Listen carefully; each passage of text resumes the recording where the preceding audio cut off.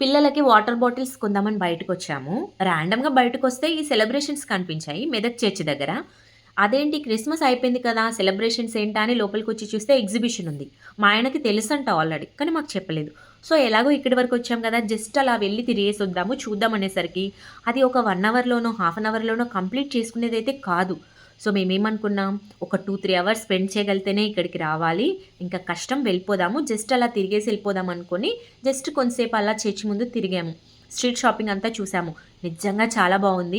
ఇలాంటియన్నీ చూసినప్పుడు నాకు ఏమనిపిస్తది తెలుసా? డబ్బులుండాలిరా నాయనా అనిపిస్తది. ఇంక అక్కడ నుండి రెస్టారెంట్‌కొచ్చాము. వాటర్ బాటిల్స్ కొనొచ్చి మేమేమేమో చేస్తున్నాము. సో, వాటర్ బాటిల్స్ అయితే దొరకలేదు మాకు నచ్చినవి. రెస్టారెంట్‌కొచ్చాము. పారడైజ్ రెస్టారెంట్ మెదక్‌లో కొత్తగా స్టార్ట్ చేశారనుకుంటా. ఇది నేను ఇంతకుముందు ఈ ఏరియాలో చూడలేదు. సో, వచ్చాము. ఫుడ్ ఆర్డర్ పెట్టుకుంటున్నాము. తిన్నాము. చాలామంది ఏమనుకుంటారంటే, పేరెంట్స్‌కి తినాలనిపించి బయటకెళ్ళి తింటారు. ఇంక పిల్లల్ని కూడా తీసుకెళ్ళాలి కాబట్టి తీసుకెళ్తారు అనుకుంటారు. కానీ అస్సలు కాదండి. ఈ జనరేషన్ పిల్లలు వాళ్ళే అడిగొస్తున్నారు. బిర్యానీలు కావాలి, రెస్టారెంట్‌కెళ్ళాము, పిజ్జా కావాలి అది ఇది అని.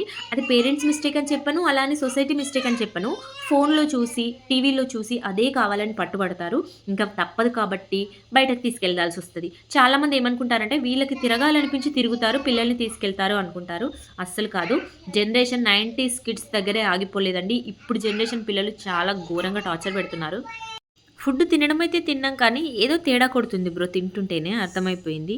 నేను మా పాపకి 2 ఫింగర్స్‌తో ఐ లవ్ యూ చెప్పాను. తను కూడా రిప్లై ఇచ్చింది. మా హస్బెండ్ చూడండి ఎంతసేపు బ్రతిమలాడించుకున్నాడంటే, అదేంటో అర్థం కాదు. పెళ్ళికి ముందయితే చేతులు పట్టుకొని తిరగడానికి ధైర్యం చేసిన వాళ్ళు, పెళ్ళయ్యాక కనీసం భార్యకి షేక్ హ్యాండ్ ఇవ్వడానికి కూడా భయపడుతున్నారు.